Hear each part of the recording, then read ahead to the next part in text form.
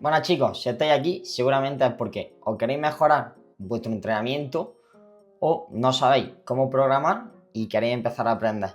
Hoy vamos a ver cómo seleccionar los ejercicios para la hipertrofia muscular. Como estamos viendo ya aquí mismo en la portada, tenemos por ejemplo para las piernas dos opciones. Muchas dudas de qué es mejor, la sentadilla o la extensión de cuádriceps. En este vídeo voy a aclarar la duda y vamos a ver el porqué. Primero tenemos que hablar de tres cosas a nivel de entrenamiento. Este sería el triángulo principal. Uno, el volumen de entrenamiento que vamos a hacer.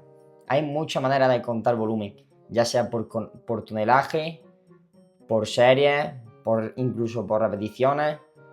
También depende incluso la intensidad de cada serie, si hacemos técnica de alta intensidad o no. Entonces, aquí ya cada entrenador, como yo siempre digo, cada maestrillo tiene su librillo.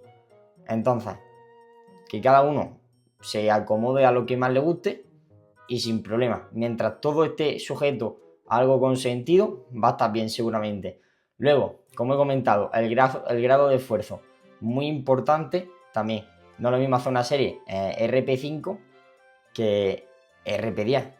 Entonces, eso también hay que tenerlo muy en cuenta, tanto por contar el estímulo como la fatiga. Y todo esto va unido a la selección de ejercicios. No es lo mismo un ejercicio monoarticular que un ejercicio multiarticular. Si tenemos mayor estabilidad, si tenemos menor estabilidad, un largo etc de cosas. Entonces vamos a hablar un poquito sobre esto. En la siguiente diapositiva tenemos a Chris Bernley, que es quien se basa en ciencia ahora mismo. En la mayoría de estudios que saca, la verdad que son bastante buenos. Sí, es verdad que es un poquito radical. Y vamos a hablar de su modelo de 5 repeticiones. ¿Qué dice en este modelo? Hizo un estudio que las series que hacemos solo cuentan realmente para hipertrofia las últimas 5 repeticiones. ¿Qué quiere decir esto? Si hacemos una serie a 5 repeticiones, cuentan las 5 repeticiones. Si hacemos 6, cuentan solo las últimas 5. Que hacemos 10, las 5 primeras son como calentamiento, por así decirlo. Es como trabajo no efectivo, por así decirlo. Y solo cuentan las últimas 5. ¿Esto quiere decir que vayamos en todos los ejercicios a 5 repeticiones? Según él, sí. En la práctica, no. Si vamos a todos los ejercicios a 5 repeticiones, carga muy elevada, mucho estrés y dolor articular seguramente, y la mayoría de gente no lo aguante. Que va a 5 repeticiones en un ritmo en máquina que está bien diseñado, puede ser. 5 repeticiones en peso muerto, vale, puede ser. ¿Qué pasa? La fatiga que te va a generar un peso muerto no es la misma que la que te va a generar un ritmo en máquina. Entonces este modelo ha sido por comentarlo, que sí es verdad que la ciencia dice que las últimas 5 repeticiones, por así decirlo, es lo que cuentan, pero no realmente eso, sino vamos a hablar de la repetición en recámara. Lo que cuenta es que te dejes pocas repeticiones en recámara, 1, 2, 0, 3, 4, también puede generar suficiente estímulo para generar hipertrofia. De ahí está sacado este modelo de 5 repeticiones. A partir de, si haces 6 repeticiones y puedes hacer otras 6, no debería de contar esa serie, ¿vale? Pero solo lo quería comentar por encima, pero lo que no quiero es que os baséis en este modelo y hagáis 5 repeticiones por ejercicio. ¿Qué pasa si modificamos un ejercicio? Dependiendo de cómo haga un ejercicio, pueden crecer regiones diferentes de los músculos. Si irnos muy lejos, vamos a poner un press plano con mancuernas. Si es plano, trabaja una parte. Si es inclinado, trabaja otra parte. Si es declinado, trabaja otra parte. ¿Esto a qué sucede? ¿Por qué sucede? Aumento de participación de su acción principal. Dependiendo de lo que queramos trabajar y la acción que estemos realizando, y si modificamos o no modificamos el ejercicio, lo mismo, o se estimula más ese músculo o empiezan a involucrarse otros músculos que seguramente no queramos que se involucren. Luego, mayor mecánica del grupo al respecto, también muy tener en cuenta si ese grupo es efectivo que haga ese patrón de movimiento. Luego, la pérdida de capacidad de aplicar fuerza por razones estructurales.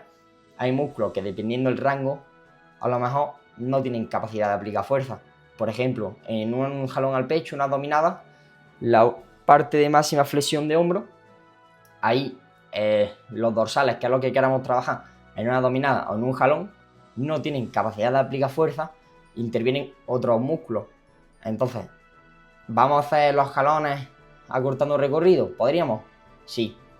¿Vamos a notar una persona normal? ¿Va a notar diferencia? Seguramente no.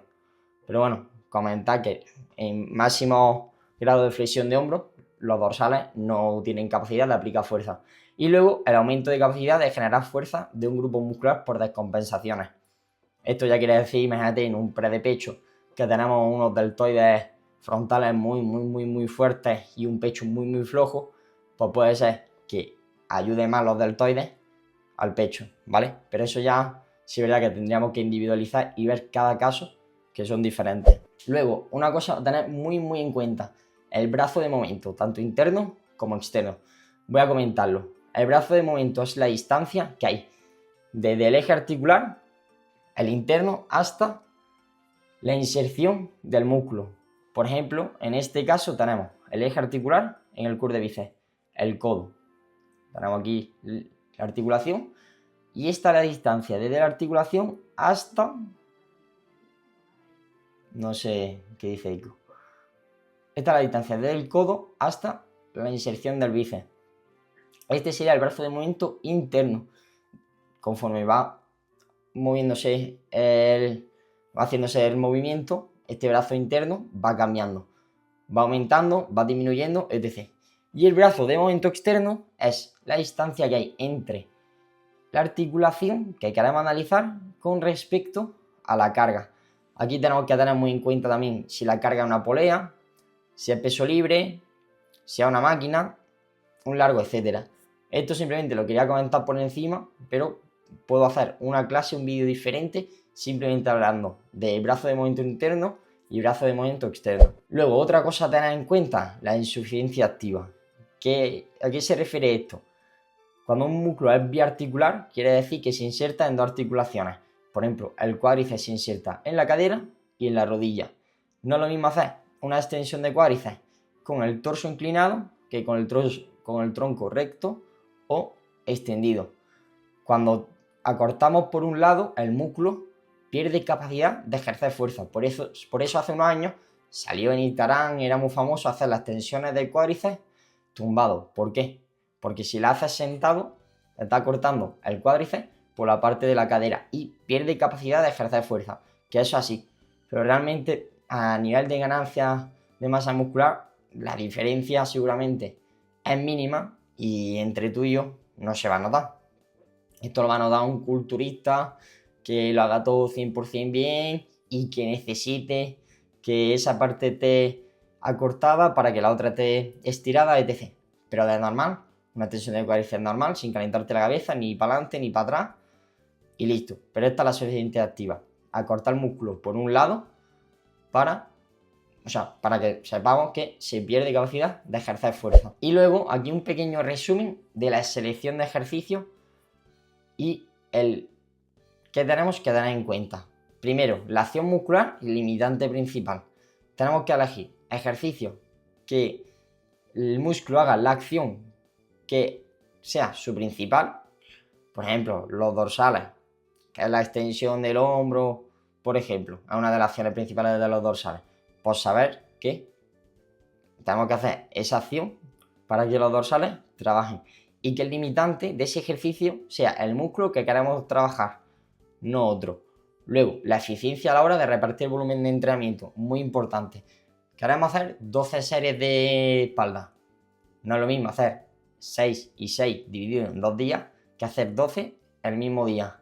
Personas que tienen más capacidad de tolerar más volumen en el mismo día de trabajo, hay personas que toleran menos, pero así siempre es mejor repartirlo en 2-3 días, a no ser que el volumen sea muy bajito, que con un día se puede hacer sin problema. Lo bueno de repartirlo en 2, que a nivel de estímulo le estás dando ese estímulo al cuerpo 2 veces a la semana, y a nivel científico es mejor darle 2 veces el estímulo que uno. Luego, los segmentos fijos en músculos biarticulares, lo que he comentado. No es lo mismo hacer una extensión de cuádriceps con un segmento que te ha cortado que otro estirado, ¿vale? Luego, perfil de resistencia en estiramiento mayor que en... aquí me he equivocado, en acortamiento. Voy a hacer un pequeño ejemplo para que entendamos esto. Vamos a elegir dos ejercicios, por ejemplo, el curl Bayesian para el bíceps, que el hombro está en extensión y el músculo está cortado. Y luego un curl de bíceps en banco Scott.